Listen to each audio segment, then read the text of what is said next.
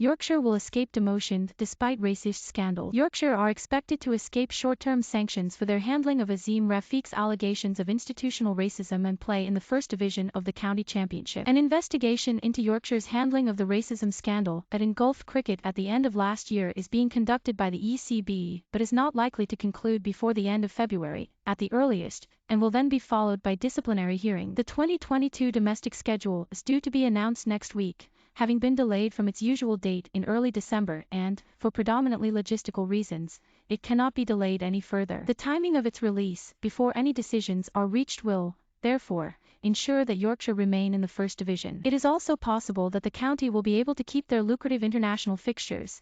They are suspended from hosting any leading matches, if they can prove to the governing body that they have implemented a number of constitutional and cultural changes by the deadline of early spring imposed on them by the ECB. Sanctions against Yorkshire, including points deductions or relegation, could still be imposed in future years. Yorkshire's financial situation remains extremely precarious, after they lost most of their leading sponsors after the racism scandal, and they would be plunged further into financial crisis if they were unable to host the Test match and one-day international they are scheduled to this year. A parliamentary report on cricket's racism crisis is due to be published on Friday. The cross-party Digital, Culture, Media and Sport Committee heard evidence from Rafiq in November and has said it will set out its findings this week. Yorkshire, according to their new chairman, Lord Patel of Bradford, have taken measures to move on from the past and become a culture which is progressive and inclusive by sacking 16 members of staff, including their entire coaching staff, last month. The club have also called an extraordinary general meeting at which they will seek agreement on a constitutional change that would ensure the inclusion of 2 new directors from the general membership on the board of directors for the first time. Meanwhile, Ryan Sidebottom,